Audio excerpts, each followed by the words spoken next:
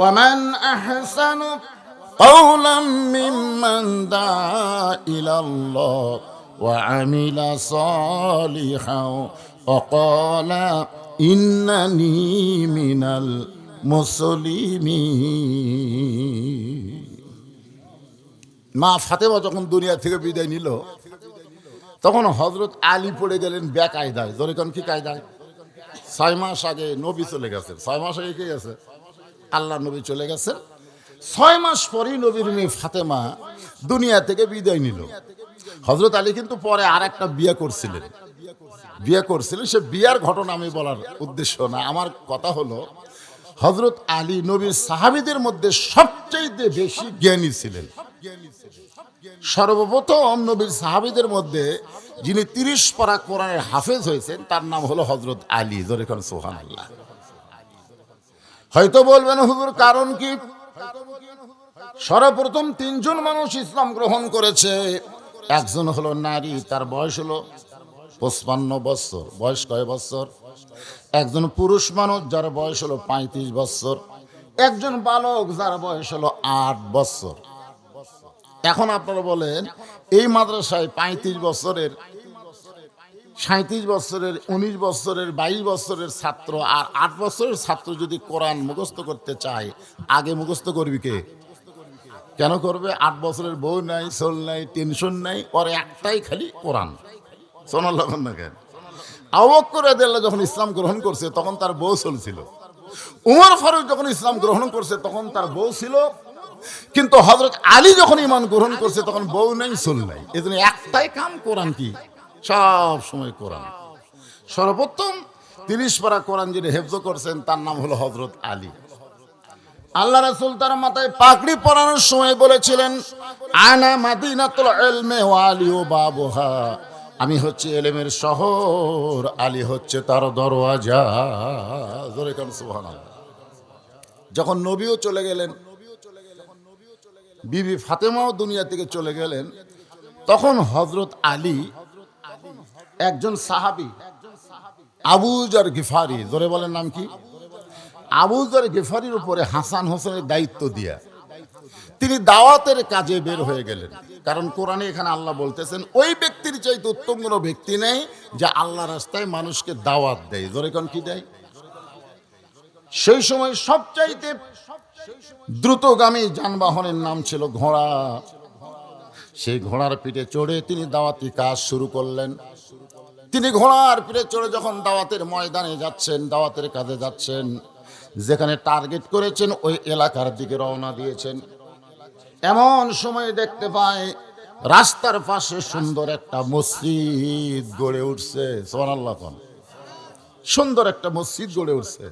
আপনারা বলেন তো, রাস্তা দিয়ে যাওয়ার সময় কোনো মসজিদ যদি আপনারা দেখেন, খুশি হন না বিরক্ত হন? তো বর্তমান সরকার তো রাস্তার ধারে ধারেই 564টা মডেল মসজিদ বানাছে। খুশি না বেজার? খুশি। খুব সুন্দর মসজিদ। আমার এলাকার কিছু যুবক ছেলে হাইস মাইক্রো ভাড়া করে ওই টাঙ্গাইলের গোপালপুরে 201 গম্বুজ মসজিদ দেখতে গেছে। একটা মসজিদ আছে বাংলাদেশে, তার গম্বুজই হলো 201টা। কয়টা? তো মসজিদ দেখেছে আমারে বলতে যে হুজুর আপনি ওখানে গেছিলেন? আয় হায়। আর মসজিদের ছাদের উপর গিয়ে দেখি হুজুর গুনা দেখছি 201টা। সেই রকম একটা মসজিদ। খুব মসজিদ নিয়ে আমার কাছে গল্প করলো। তাই বললাম বাবা তোমরা গেছিলা কখন? কয় 11টায়। আচ্ছা মসজিদ দেখে ফেরত নিলা কখন? কয় 3টেই। এর মধ্যে যে একটা নামাজ হলো জোহরের, এই নামাজ কি তোমরা পড়ছো? তখন বলতে যে হুজুর আমরা তো দেখতে গেছি। ওরা মসজিদ দেখতে গেছে, মসজিদের ভিতরে ঢোকেনি। আজকে বর্তমানে বাংলাদেশ সরকার মডেল মসজিদ বানাইছে দেখানোর জন্যে না ঢুকানোর জন্যে? দেখানোর জন্যে। কারণ মসজিদে ঢুকবার গেলে আমাকে ওয়াজ দিয়া মুসলমানকে ঢুকান যাবে না। আল্লাহর ঘরে ঢুকাইতে গেলে কোরআনের নামাজের আইন লাগবে। ধরে কোন কথা ঠিক কিনা? বাংলাদেশে মসজিদ বাড়তেছে কিন্তু মুসল্লি হচ্ছে না, কারণ কি? হযরত আলী রাস্তার পাশে আল্লাহর ঘর মসজিদ দেখার পরে তার মনের মধ্যে বড় কামনা, আল্লাহর ঘরে ঢুকে যদি 2 রাকাত নামাজ পড়তে পারতাম। আল্লাহ রাসূল বলেছেন তোমাদের এলাকায় যখন তোমরা কোনো মসজিদ দেখতে পাও, যদি তখন কোনো নামাজের সময় না হয়, ওই সময় মসজিদের মধ্যে ঢুকে তাহিয়াতুল ওযু কিংবা দুখুলুল মসজিদ 2 রাকাত নামাজ আদায় করো, আল্লাহ তোমার আমল নামায় একটা উমরা হজের সওয়াব দিয়ে দিবে। আপনি ফজরের নামাজ পড়ে উমরা হজের সওয়াব পাবেন, যোহর নামাজ পড়েও পাবেন না, কিন্তু একটা মসজিদ দেখার পরে আল্লাহর ঘর মহব্বত করে সে ঘরের মধ্যে 2 রাকাত নামাজ পড়লেই একটা হজের সওয়াব, উমরা হজ। এটা আমার মুর্শিদ ভাই, ছোট ভাই, হজ নিয়ে কাজ করে, আপনাকে দাওয়াত দিল হজ এবং উমরা। আরে পাগল, নিজের বইয়ের যে ভুরু দেখতেছেন, 2 ভুরুর মাঝখানে একটা সুমা বসালেই উমরা হজের সওয়াব। হ্যাঁ, হাসতেছেন মানে এইগুলো হজ কবুল হজ, কিন্তু টাকা খরচ করে করবার যাবেন, কবুল নাও হতে পারে, গ্যারান্টি নাই। আর নিজের বউ ধরে এই কপালের মাঝখানে একটা চুমা দিবেন, সাথে সাথে একটা উমরা হজের সওয়াব পাবেন। এর সুবহানাল্লাহ কোন না কেন? আপনাদের বউ নাই মানে চুমা দেওয়ার অভ্যাস নাই। বাপ মার মুখের দিকে তাকান, বাপ মার মুখের দিকে মহব্বত করে তাকান, বাপ মারে কিছু হাদিয়া দেন, সব আছে না নাই? যেরকম আছে না নাই? একটু মনোযোগ দিয়ে শুনবেন। আমি এখানে একটা হাদিস আপনাদের সামনে তেলাওয়াত করেছি, যে হাদিসের মধ্যে 5টা দলের কথা বলা হয়েছে। যেরকম কয় দল? 1 নম্বর দল হলো তালিয়াল কোরআন, 2 নম্বর দল হলো হাফিজুল লিসান, 3 নম্বর দল হলো মুতিমুল জায়ান, 4 নম্বর দল হলো মুকসিল উরিয়ান, আর 5 নম্বর দল হলো ওমান সাল্লি আলা হাবিবির রহমান। এর মধ্যেই কিছু কথা আছে, পরে আসতেছি। তো হযরত আলী এখন ঘোড়ার পিঠ থেকে নামছেন, নামার পরে আল্লাহর ঘরে ঢুকবেন, কারণ 2 রাকাত নামাজ আদায় করবেন। কিন্তু সমস্যা হলো, ঘোড়া বাঁধার মতন, ঘোড়া ধরার মতন কোনো কিছুই নাই। এই রাস্তায় যে ঘোড়া একটা গাছের সঙ্গে বাঁধবে, গাছও নাই, তার ঘোড়াটা যে কেউ ধরে থাকবে, সে নামাজ পড়বে, সে লোকও নেই। হযরত আলী পড়ে গেলেন বেকায়দা। ধরে কোন কি কায়দা? মন ঢুকে আছে মসজিদের মধ্যে, কিন্তু দেহটা ঢুকবার পারতেছে না। আর আমাকে দেহ ঢুকে মসজিদের মধ্যে, আমাদের মন ঢোকে না। ধরে কোন কথা কন না কেন? হাদিসে আছে বিস্তারিত, হুজুরি কলব ব্যতীত করছিন কালেও নামাজ তোর হবে না। তবে কেন গাও জোয়ারি, মানুষকে দেখাও নামাজ পড়ি, ও তোমার সিদ্ধ বীজে সুফসল ফলে না। আজও কেন আল্লাহর নামাজ ধরতে পারলা না? আল্লাহ কয় নামাজের জোরে ফায়সাকাত যাবে দূরে, পাক কোরআনে রয়ে আছে ঘোষণা। এখন আকাম কুকাম নামাজ রোজা একসাথে বান্ধিয়া বোঝা, জাহান্নামে দিয়াছ রওয়ানা। আজও কেন আল্লাহর নামাজ ধরতে পারলা না? হযরত আলীর মন মসজিদের মধ্যে ঢুকছে, কিন্তু দেহ ঢুকবার পারতেছে না ঘোড়ার কারণে। ধরে কোন কিসের কারণে? আচ্ছা, ঘোড়াটা যদি না থাকতো, এই জন্য আল্লাহ কোরআনে বলেছেন, ইন্নামা আমওয়ালুকুম ওয়া আওলাদুকুম ফিতনা, নিশ্চয়ই তোমাদের সম্পদ এবং তোমাদের সন্তান তোমাদের বিপদের কারণ। অধিকাংশ মানুষ সন্তানের কারণে আর সম্পদের কারণে জাহান্নামে যাবে, অধিকাংশ মানুষ। এই কথাটা শোনেন, যে বাপ তার ছেলেকে মেয়েকে ঠিক মতো কন্ট্রোল করবার পারে না, ওই বাপ যদি কন্ট্রোলিং পাওয়ার ছাড়ে দেয়, মানুষ হবি না। আপনারা বলেন তো, ওই বাবা জান্নাতে যাবে? তুমি মানুষ করতে পারবা না, জন্ম দিলে কেন? আর জন্মই যখন দিলে, টাইম মতো মানুষের চেষ্টা করলে না কেন? আল্লাহ রাসূল বলেছেন, 7 বছর থেকে তালিম দাও, আর 10 বছর থেকে জোর করে নামাজ ধরাও। কয় বছর থেকে? 7 বছরের বাচ্চা নামাজ শিক্ষা দেবেন, আর 10 বছরে যদি যাওয়ার না চায়, ঘাড় ধরে নিয়ে যাবেন। 2 বছর 12 বছর পর্যন্ত আপনার সন্তানকে যদি আবার নামাজ পড়াবার পারেন, ওই সন্তান কোনোদিন আর খারাপি করবে না। সমস্ত অশ্লীলতা খারাপি থেকে একমাত্র হেফাজত করে নামাজ। জোরে কোন কথা ঠিক কি না? করছেন? আর হাতে একটা মোবাইল দিয়ে দিচ্ছেন, ওই গেলে সমানে ঘুরতেছে, আমাদের বক্তা পর্যন্ত খাতির করে না। গত পরশুদিন আমি এক জায়গায় ঘুমাইছি, অসুস্থ একটু শরীর, 2-3 ছেলেকে আমার রাখতে, হুজুর ওঠেন। আমি লাভ দুটো বলে, কি আছে? একটু সেলফি হুজুর। আমার মতন ঘুমন্ত হুজুরকে চেতন করার ছবি তুলবে। দেখি দেখে ছোট থেকে বড় পর্যন্ত সবার হাতে একটা করে মোবাইল। আপনারা বলেন তো, যে ছেলে নামাজ পড়ে না ওর হাতে যদি মোবাইল থাকে, জানলা দরজা বন্ধ করে অশ্লীল ভিডিও দেখতে পারে। ধরে কোন কথা ঠিক কিনা? যে নামাজই পড়ে না। আর যেই ছেলে নামাজ পড়ে ওর কাছে মোবাইল থাকলেও অশ্লীল ভিডিও দেখতে পারবে না। দেখবার গেলেই তার ইমান বলবে কেউ না দেখলেও তোকে আল্লাহ দেখতেছে। ধরে কোন কথা ঠিক কিনা? একটু মনোযোগ দেবেন। 2 নম্বর হলো সম্পদ। যাদের সম্পদ আছে তারা আসলে বিপদের মধ্যে পড়ে গেছে। সম্পদ যাদের আছে 2.5 টাকা যাকাত দেওয়া লাগবে। ধরে কোন কথা ঠিক কিনা? যদি ঠিক মতো দিবার না পারে, ওই যতই নামাজ পড়ুক রোজা করুক, ওর কোনো কিছু আল্লাহর দরবারে কবুল হবে না। আর কবর যাওয়ার সাথে সাথে ওই টাকাগুলো সাফ হয়ে ওকে দংশন শুরু করবে। বিপদ আছে না নাই? এটা কি আমার কথা না আল্লাহর কথা? ইন্নামা আমওয়ালুকুম ওয়া আওলাদুকুম ফিতনা। নিশ্চয়ই তোমাদের সম্পদ আর সন্তান হলো বিপদের কারণ। হযরত আলী চিন্তায় পড়ে গেলেন। মন মসজিদের মধ্যে গেছে কিন্তু দেহ ঢুকাবার পারতেছে না এই ঘোড়ার কারণে। ঘোড়া বাঁধারও গাছ নাই, ধরারও কোনো মানুষ নেই। এমন সময় হযরত আলী দেখতেছে একজন আল্লাহর বান্দা রাস্তা দিয়ে আসতেছে। আলহামদুলিল্লাহ। এমন সময় হযরত আলী দেখতে পায় একজন আল্লাহর বান্দা কি আসতেছে, রাস্তা দিয়ে আসতেছে।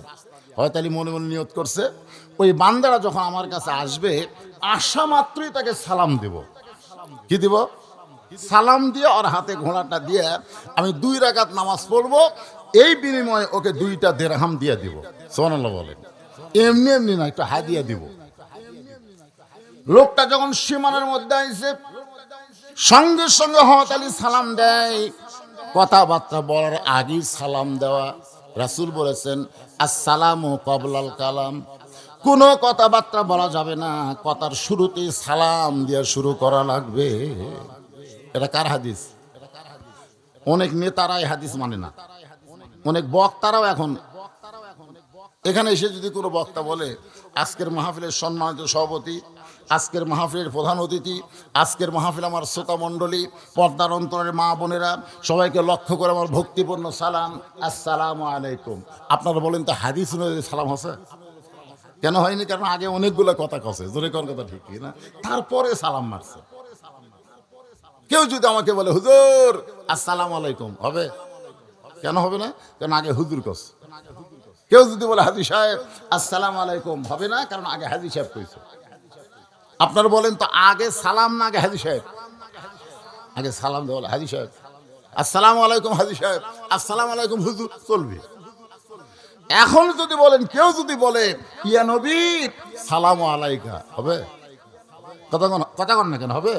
কেন হবে না? কারণ আগে ইয়া নবী কয়া পরে সালাম মারছে।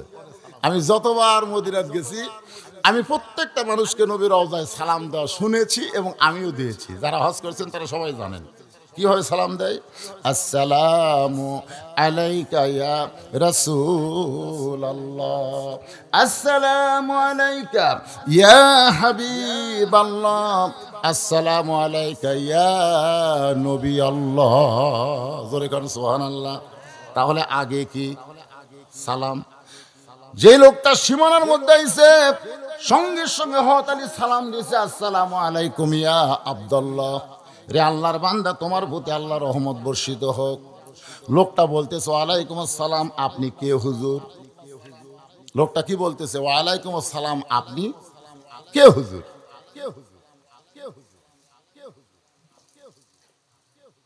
বলতেছে মাঝে মাঝে জায়গা খালি আছে, মাঝে মাঝে।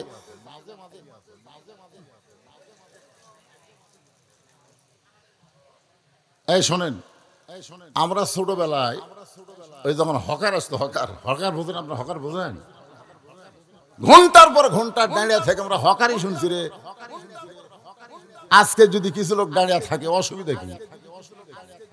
এরা চাপবি না, যতই জায়গা থাকে এরা চাপবে না। মাঝে মাঝে কোথায় আমি তো জায়গা দেখতে পাচ্ছি না। যদি থাকে ভাই যান, রাত তো অনেক হয়ে গেছে, আর কি জায়গার দরকার? ঠিক আছে, অনেক রাত হয়ে গেছে। যদি থাকে আমি 1 মিনিট একটু জিকির দিলাম, এই জিকিরের ফাঁকে আপনি একজনকে বসার জায়গা করে দেন, আল্লাহ পাক আপনাকে জান্নাতে একটা জায়গা দিয়ে দিবে। এই বিশ্বাসে সামনের দিকে চেপে বসেন আর জিকির করেন লা ইলাহা ইল্লাল্লাহ, লা ইলাহা, লা ইলাহা ইল্লাল্লাহু মুহাম্মাদুর রাসূলুল্লাহ সাল্লাল্লাহু আলাইহি ওয়াসাল্লাম। আমার কথা কি আপনারা বুঝতেছেন? হ্যাঁ, জিকির বন্ধ এখন, জবান বন্ধ করে সবাই মনোযোগ দিয়ে শুনবেন। লোকটা বলতেছে ওয়ালাইকুম সালাম, আপনি কে হুজুর? আপনারা বলেন তো ওয়ালাইকুম সালাম বলে যখন বলতে যে কে হুজুর, ওই লোকটা কি হযরত আলীকে চিনে? হুজুর খান চিনে? চিনে না? আমি যদি আপনাদের এলাকায় এসে কাউরে সালাম দেয় আর ও যদি বলে ওয়ালাইকুম সালাম আপনি কে হুজুর, তখন বোঝা যাবে ও আমারে চিনে না। জোরে কারণ ঠিক কিনা? ওই জীবনে আমার ওয়াজ শুনে নাই, চিনবে না। কিন্তু যেই ব্যক্তি আমারে চিনে সে কোনোদিন বলবে না আপনি কে হুজুর। যেই বলতেছে ওয়ালাইকুম সালাম আপনি কে হুজুর, হযরত আলী চমকে উঠলেন। হযরত আলী চমকে উঠলেন, আমারে চিনে না এমন মানুষও দুনিয়াতে আছে। আছে না নাই? কথা কোন আছে না নাই? সাইদ হুজুরকে চিনে না এমন মানুষও দুনিয়াতে আছে। আছে না নাই? কথা কোন আছে না নাই?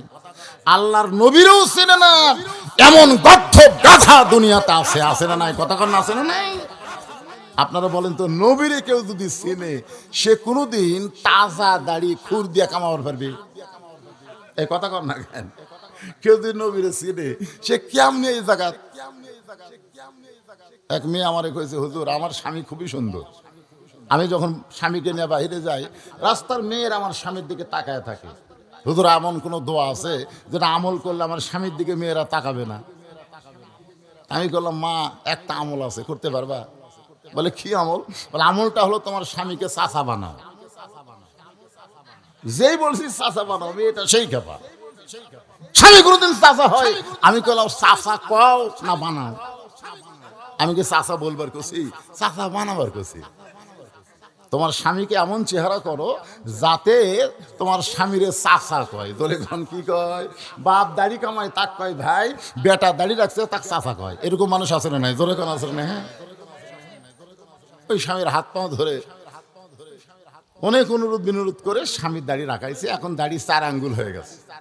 এখন স্বামীরে নিয়ে বাইরে গেলে মেয়েরা তো কেউ স্বামীর দিকে তাকায় না, আর স্বামীর দিকে কোনো মানুষ তাকায় না। কেউ তাকায় সালাম দেখে চাচা কেমন আছেন, তখন বউ কয়ে যাকরে আমার স্বামী যখন চাচা কছে তাহলে আর কোনো শয়তান থাকলো না। ধরে কোন কথা ঠিক কিনা? একটু মনোযোগ দেবেন। চিনা একটা ব্যাপার, একটা জানা একটা চিনা। এই যে কোরআনের মাহফিল আপনার বসে আছেন, এই কোরআন থেকে হেদায়েত নিতে গেলে আগে কোরআনকে আমাদের জানা লাগবে, তারপরে জানতে গিয়ে কোরআনকে আমাদের চিনা লাগবে। যেই কোরআন ধরতে গিয়ে বলা হয়েছে লা ইয়ামাসসুহু ইল্লাল মুতাহহারুন, ততক্ষণ পর্যন্ত কোরআন স্পর্শ করতে পারবা না যতক্ষণ তুমি পবিত্র না হবা। যেই কোরআন নাজিল হওয়ার কারণে যেই রাতে নাজিল হয়েছে ওই রাতের দাম 1000 মাসের চাইতেও বেশি। শুধুমাত্র নাজিল হওয়ার কারণে একটা রাতের দাম যদি 1000 মাসের চাইতে বেশি হয়, সেই রাত জাগার জন্য আমরা সারা রাত চেতন থাকি, কিন্তু কি কারণে রাতটার দাম হলো সেই কোরআনকে আমরা জানি না, চিনি না। জোরে কোন কথা ঠিক কিনা? কথা কন। আপনারা বলেন তো, লাইলাতুল কদরে খায়রুম মিন আলফি শাহর, লাইলাতুল কদর রাত 1000 মাসের চাইতে উত্তম হওয়ার কারণ কি? ওই রাতে আল্লাহ কোরআন নাজিল করছে। শুধু কোরআন নাজিল করার কারণে রাতের দাম যদি 1000 মাসের চাইতে বেশি হয়, সেই কোরআনকে গ্রহণ করলে আমাদের দাম কেমন হবে? একই গাছ দিয়ে 3টা জিনিস বানাচ্ছে, একটা খাট, একটা সোফা আর একটা রেহাল। কয়টা? 3টা জিনিস বানাচ্ছে, একটা কি খাট, একটা সোফা আর একটা রেহাল। আপনারা বলেন তো এই 3টার বেশি মধ্যে দাম বেশি কার? দেখছেন? দেখছেন? আরে এই কাঠ এত দামি হওয়ার কারণ কি? কোরআনের সাথে এই রেহালের সম্পর্ক, আর খাটের সাথে মানুষের সম্পর্ক, সোফার সাথে মানুষের সম্পর্ক, আর রেহালের সাথে আল্লাহর কোরআনের সম্পর্ক। আল্লাহর কোরআনের সঙ্গে সামান্য সম্পর্কের কারণে রেহালের দাম যদি বেড়ে যায়, সেই কোরআনকে বাংলার মুসলমান গ্রহণ করলে ওই মানুষটার দাম কত হবে আমাদের জানার অধিকার আছে না নাই? ধরে কেন আছে না নাই? এমনি মাদ্রাসায় বাচ্চারা আসে না, যারা আসে তারা গরিবের সন্তান, মাথাতে একটা পাগড়ি দেওয়া হলো, সবাই খেয়ালও করলেন না। আমাদের গ্রামে একটা এমবিবিএস ডাক্তার আছে রে, আমাদের গ্রামের সচিবালয়ে চাকরি করে রে, বুয়েটের দুটো ইঞ্জিনিয়ার আছে রে, তোর গ্রামে যে 7টা হাফেজ আছে, ওই শালা একবারও কয় না। বলে কোন কথা ঠিক কিনা? তোমার গ্রাম যে ইঞ্জিনিয়ার মন্ত্রী এমপি হাঁটে গেলে তোমার গ্রামের গোরস্থানের কোনো লাভ নাই। আর হাফিজ সাহেব যদি হেঁটে যায়, জুতার ভরসা আল্লাহ 40 দিন কবর আযাব মাফ করে দেয়। আর সেই গ্রামে একটা হাফিজি মাদ্রাসা আছে, কত বড় ভাগ্যবান বুঝি না তো, কারণ সম্পর্কই নাই কোরআনের সাথে। আমরা দাম বুঝবো কেমনে? একটু মনোযোগ দিয়ে শুনবেন। লোকটা বলতেছে, আপনি কে হুজুর? হযরত আলী বললেন, ভাই আমি যাই হই না কেন, আমার ঘোড়াটা ধরো, একটু সময়ের জন্য আমার ঘোড়াটা ধরো, আমি আল্লাহর ঘরের মধ্যে ঢুকে 2 রাকাত নামাজ আদায় করব। 2টা রাকাত নামাজ পড়া পর্যন্ত তুমি কি আমার ঘোড়া ধরতে পারবা না? লোকটা বলতেছে, 2 রাকাত কেন, 200 রাকাত পড়েন, আমার কোনো আপত্তি। 2 রাকাত কেন, 200 রাকাত পড়েন, আমার কোনো আপত্তি নাই। আলী চমকে গেল, কে রে? যেই বেটা আমি সালাম দিলে কয়, আপনি কে হুজুর?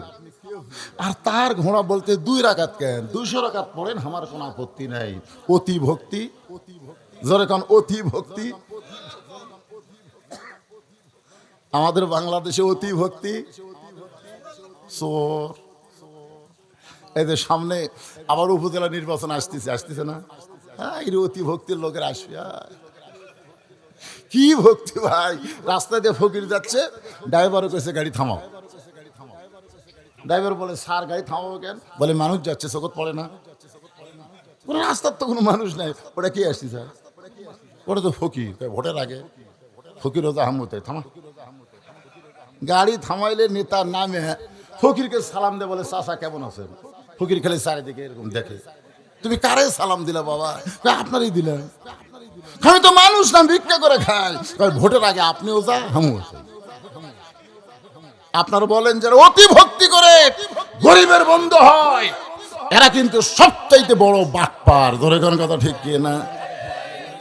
আগে আমরা বলতাম অতি ভক্তি চোরের লক্ষণ, আর চোরের মন, জোরে কোন চোরের মন।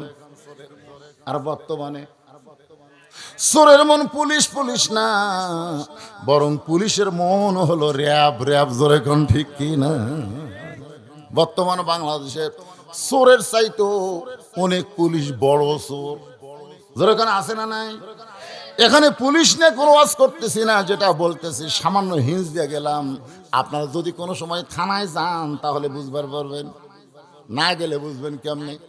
একটু মনোযোগ দেবেন। হযরত আলী লোকটার হাতে ঘোড়া দিয়ে আল্লাহর ঘরের মধ্যে ঢুকতেছে, ওই লোকটা হলো ঘোড়া চোর। জোরে কোন কি চোর?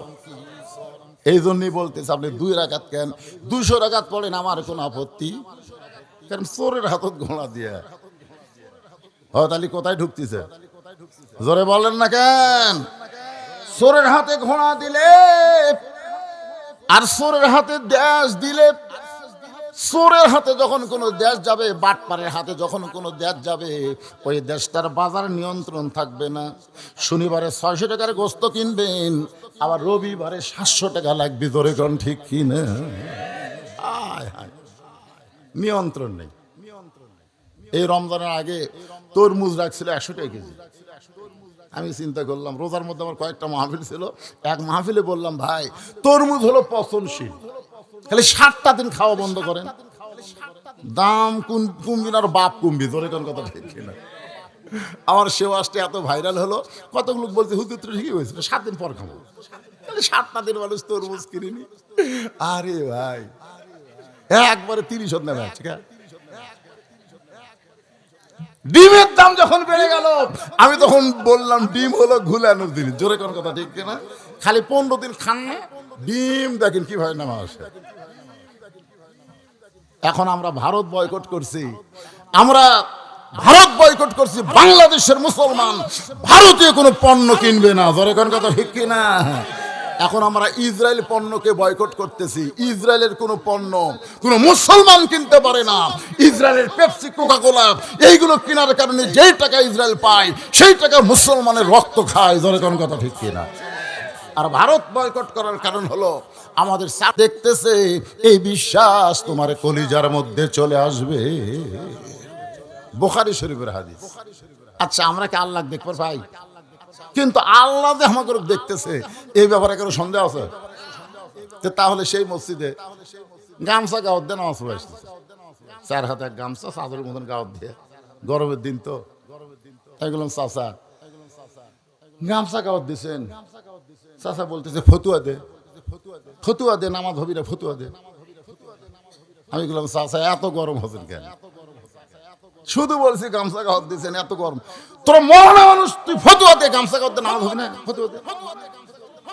আমি বললাম চাচা এই গামছা গাওয়ার দিয়ে আপনি জামাইয়ের বাড়ি যাওয়ার পারবেন?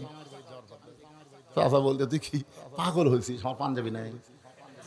এই বছরই 7টা পাঞ্জাবি বানাছি, 5টা আমাকে দিছে, তাহলে 12টা পাঞ্জাবি আমার আছে। তাহলে গামছা গাওয়াতে জামাইয়ের বাড়ি যাবো কেন? যার পাঞ্জাবি আছে সে আবার গামছা গাওয়াতে যাবে কেন? তো গামছা গাওয়াতে জামাইয়ের বাড়ি যাওয়ার পারবেন না, আল্লাহর ঘরত আসেন। আপনার জামাই দেখবে, দেখে আপনার শরম লাগতেছে, আপনি যে আল্লাহর ঘরের মধ্যে ঢুকতেছেন, আল্লাহ কি দেখতেছে? কথা কর না কেন? দেখতেছে না? লিবাসুত তাকওয়া, আল্লাহ কোরআনে বলেছেন এমন একটা পোশাক পরে মসজিদের মধ্যে ঢুকবে যে পোশাক তোমাকে তাকওয়ায় পৌঁছে দিবে। জোরে কোন সুবহানাল্লাহ। এমন একটা শার্ট গাওয়ার দিছে টিকনার উপর, এক ফুল প্যান্ট পরছে এত টাইট, রুকুর থেকে যখন সেজদাত গেছে পিছনের জিনিস কাল টেপা হয়ে আছে। এখন আর পাশে যে বেটা নামাজ ধরছে, ওর কাপড় ঠিক আছে? কথা কর না কেন?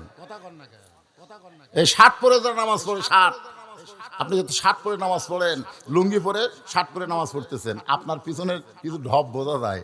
আর যদি আপনার পাঞ্জাবি থাকে, ওই পাঞ্জাবিটা এসে আপনার পিছনটা ঢাকা দিবে। ধরে কথা কর না কেন? বিপদ তো পড়েননি?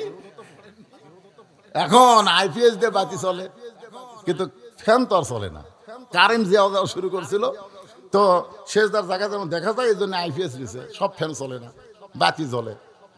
স্ট্যান্ডার্ড লুঙ্গি পরে বেটা নামাজ পড়ে গেছে, তারাবির নামাজ তো বুঝতেছেন, লাফালাফি, কারেন্ট গেছে আর আসে না, উড়িয়াত ঘামে লুঙ্গি উড়ে যাওয়ার লাগে গেছে। এরকম থেকে যেই শেষদার খেতে ফটকার লুঙ্গি ফাটে গেছে, ফাটে গেছে, পিছনের লোক দেখা দেখে সব দেখা যায়। আপনারা বলেন ওর পরনে শার্ট না থাকে, যদি পাঞ্জাবি থাকতো, লুঙ্গি খুলে গেল, পিছনের লোকের কেবলা পরিবর্তন হতো না। কথা কর না কেন? তাহলে এখন মসজিদের মধ্যে গেঞ্জি গাওয়াতে ঢুকবেন, শার্ট গাইতে ঢুকবেন, গামছা গায়ে যাবেন? আসসালাতু মিরাজুল মুমিনিন, আল্লাহ রাসূল বলেছেন নামাজ হচ্ছে মুমিনদের মেরাজ। জোরে কোন সুবহানাল্লাহ। আল্লাহ রাসূল বলেন, সাহাবীরা শোনো, আমার আলী যখন নামাজের মধ্যে যায়, তখন আল্লাহর মধ্যে নিজের মহব্বত অস্তিত্বকে বিলীন করে দেয়। এক জগ পানির মধ্যে 1 মিষ্টি চিনি ঘন্টন মারলে ওই পানির মধ্যে চিনি যেমন বিলীন হয়ে যায়, শত চেষ্টা করলে চিনির পানির মধ্যে খুঁজে পাওয়া যায় না। আলী যখন নামাজের মধ্যে শামিল হয়, তখন নিজের অস্তিত্ব পর্যন্ত ভুলে যায়। সুবহানাল্লাহ করে কন। একটা প্রমাণ হলো, এক জিহাদের ময়দানে হযরত আলীর পিছন দিকে তীর ঢুকেছিল, তীর। সাহাবীরা বললেন, ইয়া রাসূলুল্লাহ, হযরত আলীর পিছন দিকে তীর ঢুকে গেছে, ওই তীরটা ভিতরে গোস্তের সঙ্গে এমনভাবে জমাট বেঁধে গেছে, এখন তীরের শলাকায় হাত দিলে হযরত আলী চিৎকার দিয়ে কান্দে, হুজুর এখন আমরা পিছন দিক থেকে তীরটা কেমনে বার করব? আল্লাহ রাসূল কিছুক্ষণ মাথায় হাত দিয়ে কান্না শুরু করলেন। সাহাবীরা, হুজুর কান্দার কারণ? রাসূল বলেন, আলীর সামনের দিক থেকেও মারতে পারে, কিন্তু পিছন দিক থেকে মারল কে? প্রত্যেকটা জিহাদের ময়দানে হযরত আলী হচ্ছেন সেনাপতি। ধরে কোন কি? সেনাপতি থাকে সামনে, পিছনে থাকে মুসলমান সৈন্য। তাহলে আলীকে কেউ যদি মারে, পিছন সামনে দিক থেকে মারবে, পিছন দিকে তীর মারল কে? আল্লাহ রাসূল চিন্তাত পড়ে গেলেন, কে মারল? আসলে মুসলমানকে মারার জন্য মুনাফিকরাই 1 নম্বর। জোরে কোন কথা, ঠিক কথা কন না কেন? কারণ কাফের বেঈমানদের বিরুদ্ধে একটা রব উঠে গেছে, যে জিহাদের ময়দানে আলী থাকে, ওই যুদ্ধে মুসলমানের পরাজয় হবে। এখন ইসলামকে সাইজ করতে গেলে আলীকে সাইজ করা লাগবে। তো আলীরে সাইজ করলে কেমনে করা যাবে? বলে, আমাদের কাফেরদের মধ্যে 2-4 জন মুসলমান সাজা লাগবে, সাজা। মুসলমান সাজে জিহাদের ময়দানে আলীর সাথে পিছনে থেকে, পিছন দিক থেকে মারা লাগবে, সামনের দিক থেকে মারা ওকে ঘায়েল করা যাবে না। আজকে আমাদের বাংলাদেশে পিছন দিক থেকে মারার চেষ্টা চলতেছে। আজকে সুদ নিয়ে, ঘুষ নিয়ে, পর্দা নিয়ে কোনো কথা নাই। আজকে কতগুলা ঘন্টা পড়া শায়েখ তারা তারাবির রাকাত নিয়ে আজকে সমাজের মধ্যে ফিতনা করতেছে। জোরে কথা কন না কেন? আজকে ফিলিস্তিনের মুসলমানকে যে হারে ইসরায়েলি ইহুদিরা হত্যা করতেছে, এই ব্যাপারে ঘোমটাওয়ালা শায়েখদের কোনো কথা নাই। তারাবি কয় রাকাত পড়া লাগবে, নামাজের পরে মোনাজাত আছে না নাই, এইরকম নকল বিষয় নিয়ে এই শয়তানেরা ফিতনা করতেছে। কথা কন না কেন? কথা কন। গোটা বাংলাদেশ সুদ দিয়া, সুদ কি রে? আল্লাহ রাসূল সুদের পাপ বলতে গিয়ে 3 বার মুখ ধরলেন। সুদের পাপ, ঘুষের পাপ, জিনার পাপ, মদ খাওয়ার পাপ, সব পাপের কথা বলতে রাসূল মুখ ধরেনি। সুদের কথা বলতে গিয়ে সাহাবারা বললেন, হুজুর মুখ চেপে ধরেন। কেমনে বলি, শরম লাগে। সুদের পাপ কেমনে বলি, শরম লাগতেছে, কিন্তু বলা লাগবে তো। সুদের সবচাইতে বড় পাপ হলো আল্লাহর সাথে যুদ্ধ করা। নিম্ন পাপ হলো নিজের গর্ভধারীর মাকে বিয়ে করে জিনা করা। বাংলাদেশের কোনো পাগল তার মা বিয়ে করবে? এ ঘটাকান করবি? আর যে সুদের 1 টাকা খায়, নিজের মায়ের সঙ্গে 42 বার জিনা করার গুনাহ হয়। আজকে টিভিতে দেখবেন সুদ নিয়ে কোনো আলোচনা নাই, খালি আলোচনা হচ্ছে সারা তারাবির নামাজ কয় রাকাত। জোরে কোন কথা ঠিক কিনা? আমাকে একজন বলছে, হুজুর আমাদের গ্রামে 2 মসজিদ আছে, 8 রাকাতও আছে, 20 রাকাতও আছে, কোনটা যাবো? এখন তোর যেটা ভালো লাগে সেটা যা। 8 রাকাত সুন্দর দিক দিয়ে ভালো লাগে, কিন্তু শালাকে নামাজ এত ঢিলে হুজুর, 1.5 ঘন্টা লাগে। আর 20 রাকাত সংখ্যা বেশি, কিন্তু এত তাড়াতাড়ি হয়, 40 মিনিটেই মোনাজাত, মানে সব শেষ। তাহলে যা, যে তোর মন চায় ওই 20 রাকাতে যায়, লাফাবার যায়। ধরে কেন কি করবার যায়? এত দূরে ইমাম সাহেব সূরা ফাতিহা কথা বুঝলেন, একার কান্দের ফেরেশতারা কলম ধরে আছে। আল্লাহ কয়, কে রে লিখিস না কেন? কি করলো হুজুর? সূরা ফাতিহার নামে যে কি করলো আমরা তো বুঝবারই পান না, লেখমুখী দলিন মানে ধরতি শেষ, ফেরেশতা লেখা রাখি সূরা ফাতিহা এসে। আপনারা জানেন সূরা ফাতিহা কি? সূরা ফাতিহা হলো উম্মুল কোরআন, কোরআনের জননী। গোটা কোরআনে যা আছে সূরা ফাতিহার মধ্যে আল্লাহ তাই দিয়ে দিয়েছে। সুবহানাল্লাহ। সবচাইতে বড় মোনাজাত হলো সূরা ফাতিহা। সূরা ফাতিহার এক নাম হলো সূরা কানজ, খুনি। আল্লাহর কাছে যদি কিছু পাবার চান সূরা ফাতিহার মাধ্যমেই চাওয়া লাগবে। এখন আমরা ফকিরের এক ধনীর দরজা যা ভিক্ষা করতে দিই, ভিক্ষা দাও, ভিক্ষা দাও, ভিক্ষা দাও, ভিক্ষা দাও, ভিক্ষা দাও, ভিক্ষা দাও, ভিক্ষা দাও। বাড়ি এলাকায় কে ভিক্ষা পায় না, মিছিল করে রে। বার হেসে বলতেছে, তুই কি চাই? ভিক্ষা দাও, ভিক্ষা দাও, ভিক্ষা দাও, ভিক্ষা দাও। মানে এত ফোর্সে করছে। আপনারা বলেন তো, বাড়িওয়ালা ভিক্ষা দিবি না পিটন দিবি? ভিক্ষা যদি চাস ফকিরের মতন চাত, মা চারালি, বাবা 6 আলিফ, 2 দিন হলে না খেয়ে আসি, দয়া করে আল্লাহর হস্তে আমাকে একটু ভিক্ষা দাও। তুমি ফকির হইয়া মানুষের দরজায় ভিক্ষা চাইতে পারো 4 আলিফ 6 আলিফ টান দিয়ে, আর সূরা ফাতিহা আল্লাহর কাছে ভিক্ষা চাইতেছো, এত ফোর্সে বললে হবে না। অন্তত স্বাভাবিকভাবে সূরা ফাতিহা তেলাওয়াতের দরকার আছে না নাই? কথাটা বলতেছি বড় দুঃখ নিয়ে। রমজান মাস আসলেই দেখবেন অনেকের এই ফতোয়াবাজি শুরু হয়ে যায়। এক ফতোয়াবাজি করতে গিয়ে এক শায়েখ বলেছে, শবে বরাত রাজ্যে ইবাদত করবে, ইবাদত না করে ব্যবসাখানায় কাটানো ভালো। যারা নাউজুবিল্লাহ করবেন না, তার কি মনে হয় জবান নাই? আচ্ছা, ব্যবসাখানায় রাত কাটানো কোনোদিন ভালো হতে পারে? শবে বরাত মানুষ কোথায় পালন করে? মসজিদের মধ্যে রাত কাটানোকে ব্যবসাখানার সাথে তুলনা করে। এরাও আমাদের বাংলাদেশের মুসলমান শায়েখ। ধরে কোন কথা ঠিক কেনা? এই কয়েকদিনে এক শালা কইল 26 তারিখ দিবাগত রাত, এটা নাকি বেদাত। মাথা থাকে? হাই রে হাই। একটু মনোযোগ দিবেন। হযরত আলী এমন ভাবে পিছন থেকে তীর ঢুকে গেছে, এখন তীরের সরাকা ধরি চিৎকার দেয়।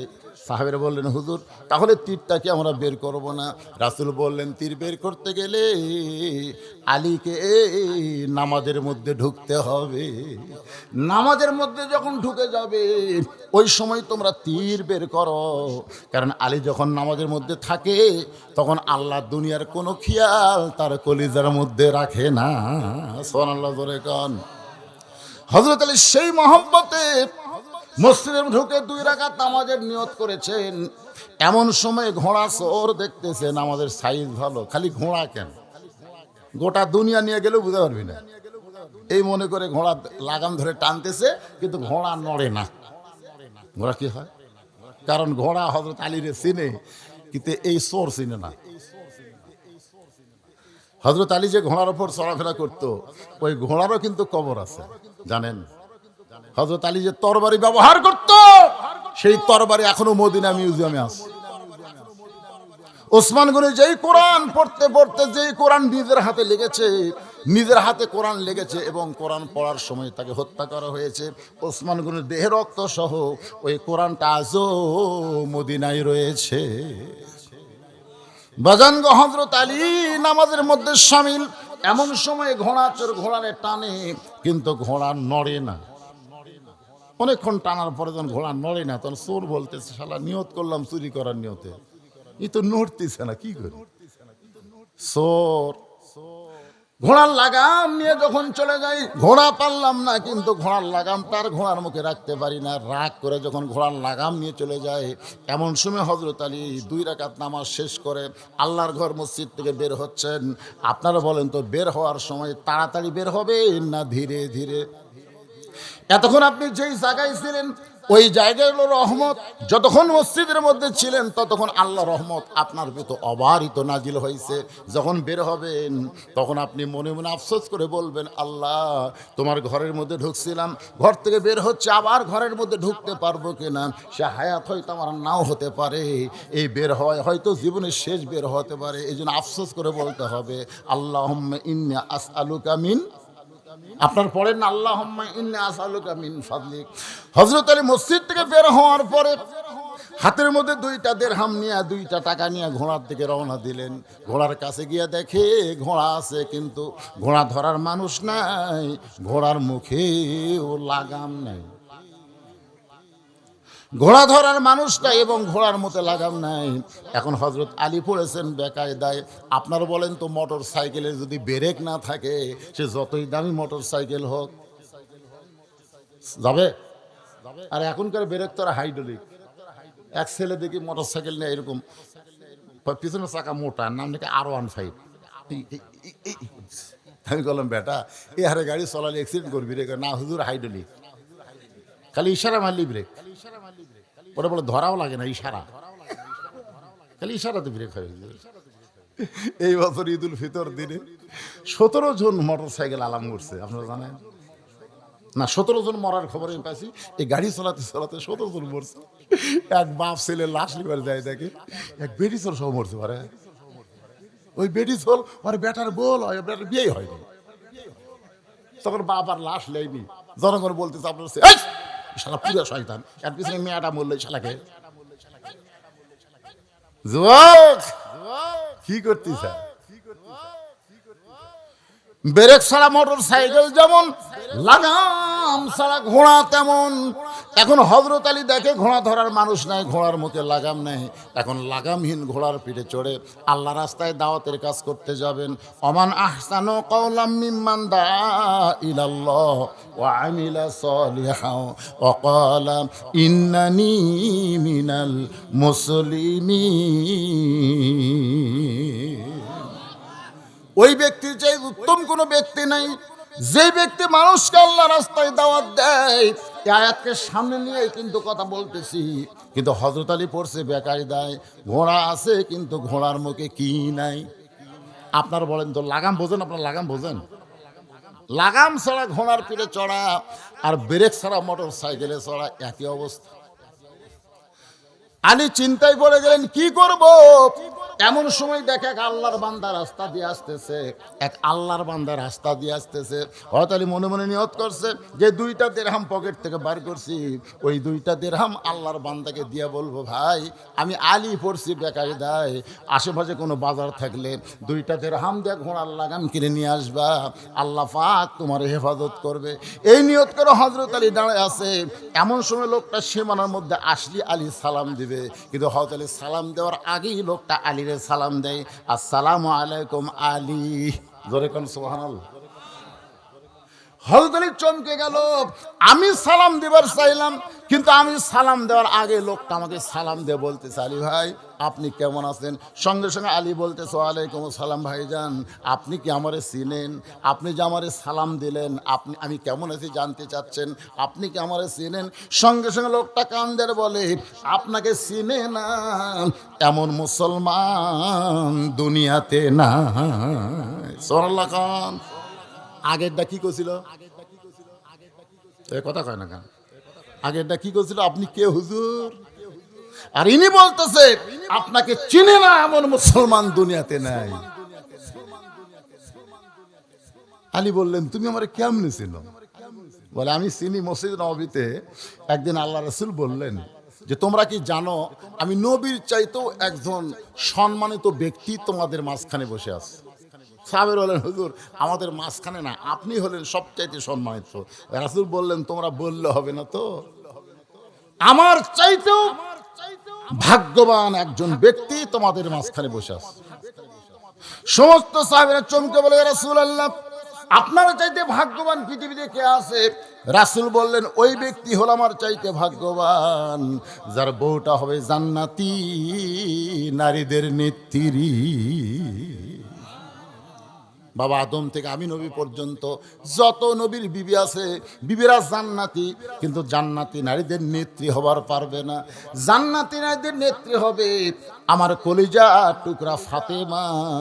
ওই ফাতেমার স্বামী যিনি, তিনি হলেন পৃথিবীর ভাগ্যবান স্বামী। সুবহানাল্লাহ। হ্যাঁ, রাসূল বলেন, খাদিজা মনটা ভার করে থাকো, কারণ কি? বলে, হুজুর মরার আগে একটা খুশির খবর কি আপনি আমাকে দেওয়া যায় না? রাসূল বলেন, খুশির খবর হলো এই দুনিয়াতে 10 জন পুরুষকে আল্লাহ জান্নাতের সার্টিফিকেট দিয়েছে। কয়জন? 10 জন নারীকেও আল্লাহ জান্নাতের সার্টিফিকেট দিয়েছে। তো এখন খাদিজা বলে, হুজুর আমি এতদিন জানতাম 10 জন পুরুষকে আল্লাহ জান্নাতের সার্টিফিকেট দিয়েছে, 10 জন নারীকে। বলে, পুরুষের মধ্যে 1 নম্বর জান্নাতি হলো আবু বকর, আর নারীদের মধ্যে 1 নম্বর জান্নাতি হলো খাদিজাতুল কুবরা। কি খুশি! রাসূল বলে, খাদিজা খুশি কেন? বলে, 1 নম্বর জান্নাতি খুশি হব না? আল্লাহ রাসূল বলে, খাদিজা আল্লাহ আপনাকে জান্নাতের 1 নম্বর জায়গা দিবে, কিন্তু জান্নাতে নারীদের নেত্রী আপনি হবার পারবেন না। জান্নাতে নারীদের নেত্রী হবে আপনার কলিজা টুকরা মেয়ে ফাতেমা।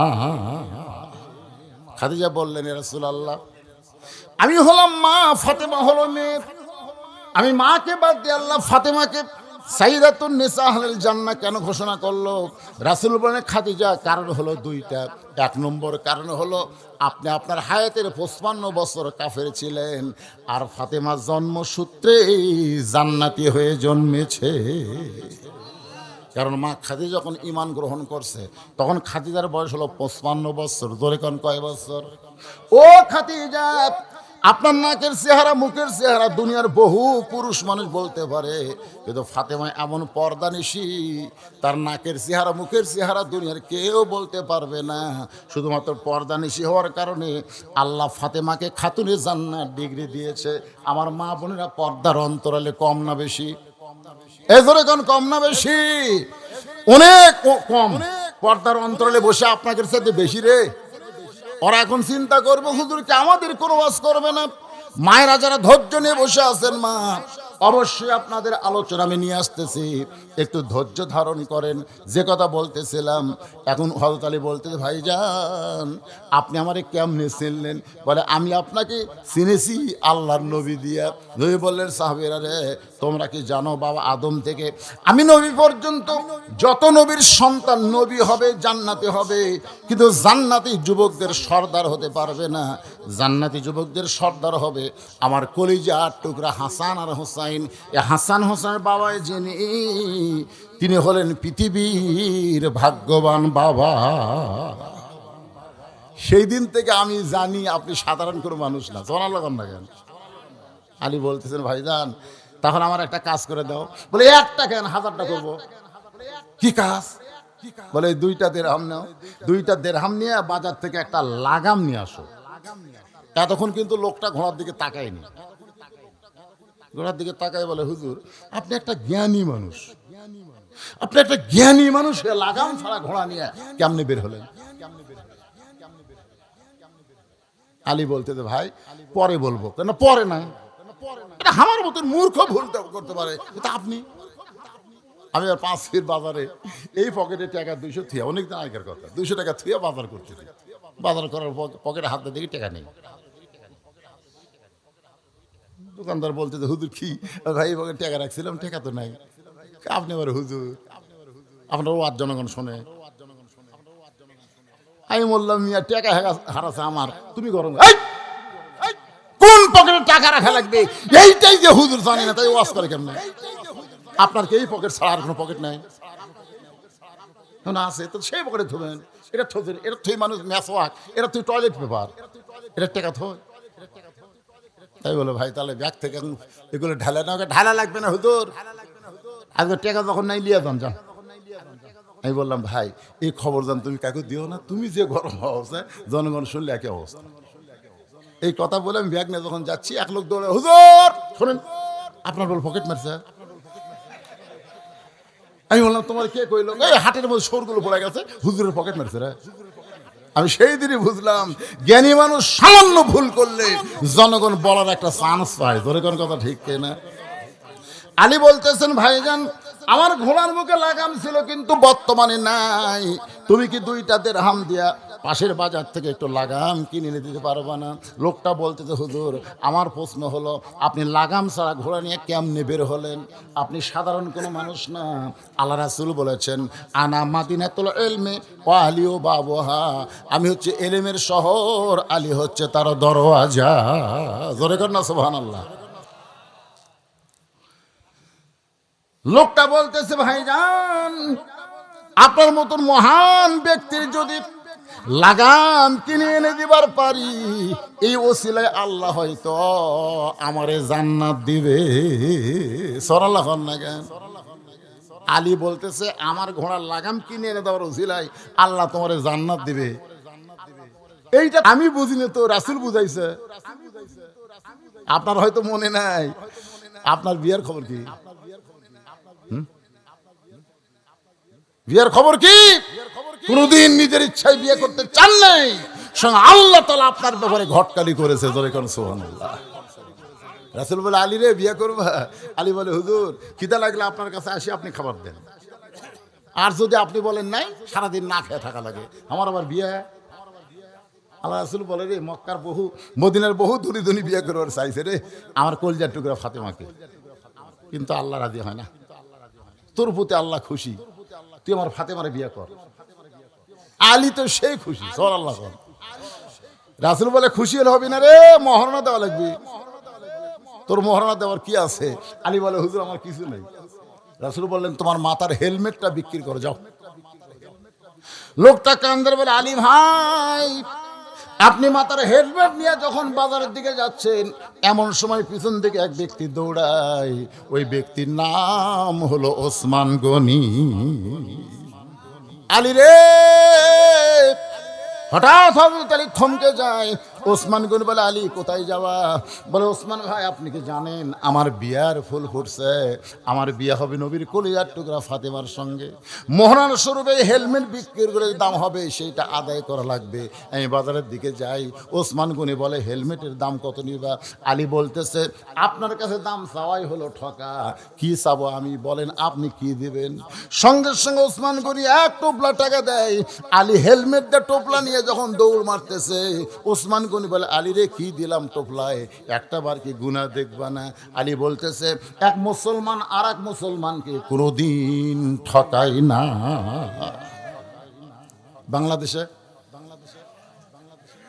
বাংলাদেশে যত ঠকাই কোন মাসে?